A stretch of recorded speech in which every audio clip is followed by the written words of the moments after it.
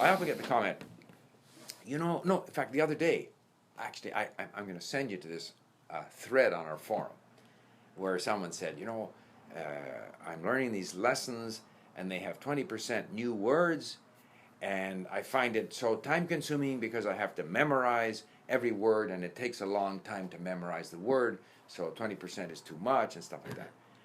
And I never try to memorize a word. Never. I just keep going. If you have 30 words in a lesson, 10 of those words you're going to remember. You review them, you remember. The other 20, you can read the list 5 times, 10 times. You won't remember them. It's just that's the way our brain, at least my brain, works. Roughly, whatever the number is, 1/3 or so, you get them. And it may not be the easiest word. It may be the difficult, like the more unusual word you remember. But the word for the color red, for example, you won't remember. And so after a while, continuing to study that word, you're sort of getting what we call diminishing returns. Have you heard of the word diminishing returns?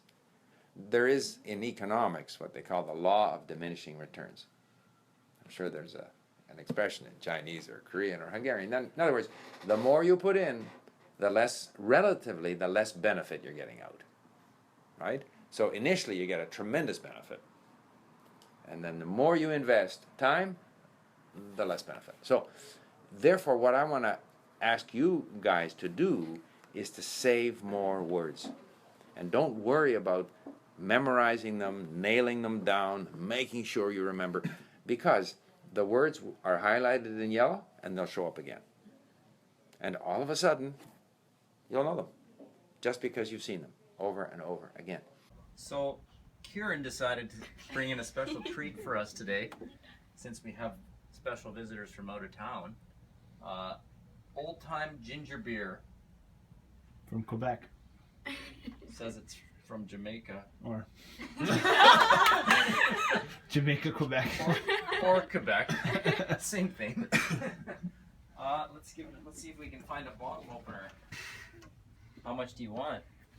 A little bit. 1 glass? No. 1 bottle? Oh, that's. Oh, that's right. Cheers. Cheers. Oh, it's good. Yeah? Yeah, it's good. It's got a bit of an aftertaste. Got a bit of a gingery kick to it. Yeah. Oh, yeah, right. I told you it's strong. Kind of gets in your throat a little bit. Yeah. Who's next? Smell it. Good. Yeah. It's not It bad. smells like ginger ale. Until you take a sip and then you Yeah, realize. really? Okay. That is a little. Yeah, Is it out for you? good.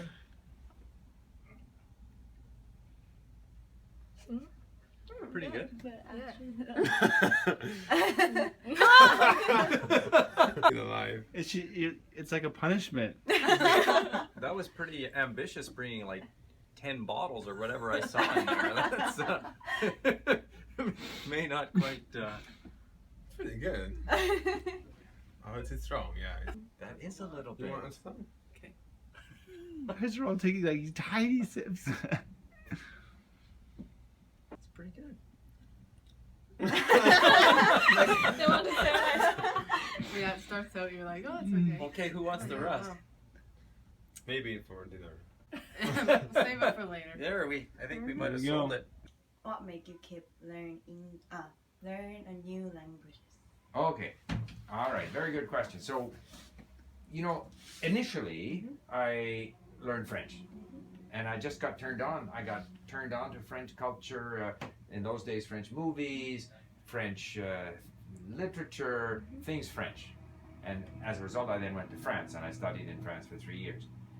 Chinese, then I started working for the Canadian government, and the Canadian government was about to recognize the People's Republic of China. And so they needed to train up people who could speak Chinese. Mm-hmm. So when I heard about this, I thought, that would be fun. I would like to learn Chinese. So I actually started learning on my own.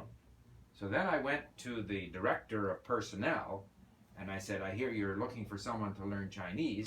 You should choose me, because I've already started on my own.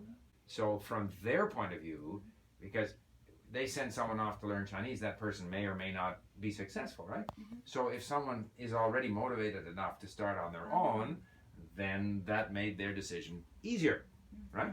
So then, and of course I learned Chinese, and then I went and lived in Japan. So naturally I'm going to learn Japanese. If I live in Japan, I'm going to learn Japanese because I have the confidence that I can learn. A lot of foreigners live in Japan and don't learn Japanese because they think it's too difficult and so forth.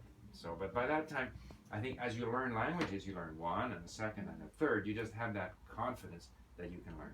This whole LingQ thing, which started because we'd hired a guy from China who had an immigrant to Vancouver. He had all his money stolen at the airport by some local gangs. And so we felt sorry for this guy. We said, we'll hire him, and if he's good, he helps us. If he's not, and if he can't function, well, at least we gave him a couple of months, right?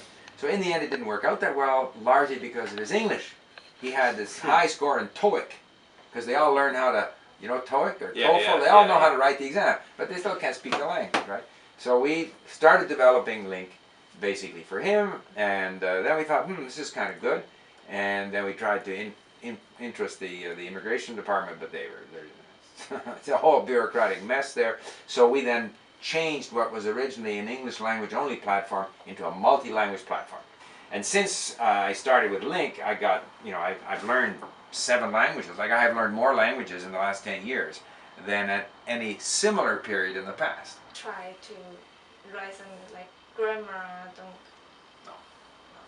Every time I look at the grammar rules, I think I'm learning something, but in fact I'm not. Yeah.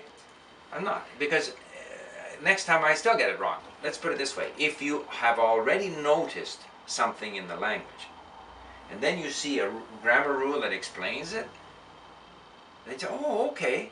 So now it explains something that you already know.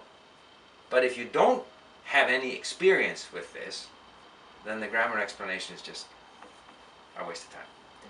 And there's complicated terms and exceptions and stuff, and I stay away from it. Best grammar book is the smallest grammar book. Very small grammar book with a few rules, and then examples. Examples are good, so I can look at examples, because the grammar explanation has to have some relationship to reality. So to that extent, those examples are good, but the exercises I don't like. Rock, paper, scissors. Rock, paper, scissors. To decide who is washing the dishes. Yeah, washing all dishes. Okay. Okay. Okay, this is so nervous. How do you play? 3? Like rock, paper, scissors? scissors, Yeah, paper. No. Rock, scissors, Rock, paper, scissors. Rock, paper, Rock, paper, scissors. scissors. Okay. Rock. Rock, paper, scissors. Yeah! Yeah! Yeah! Okay, we You too.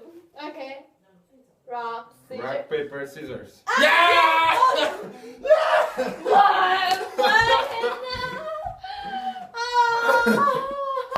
No, Say something to the bird. Say something. this is not real. I'm in What dream. Beautiful dream.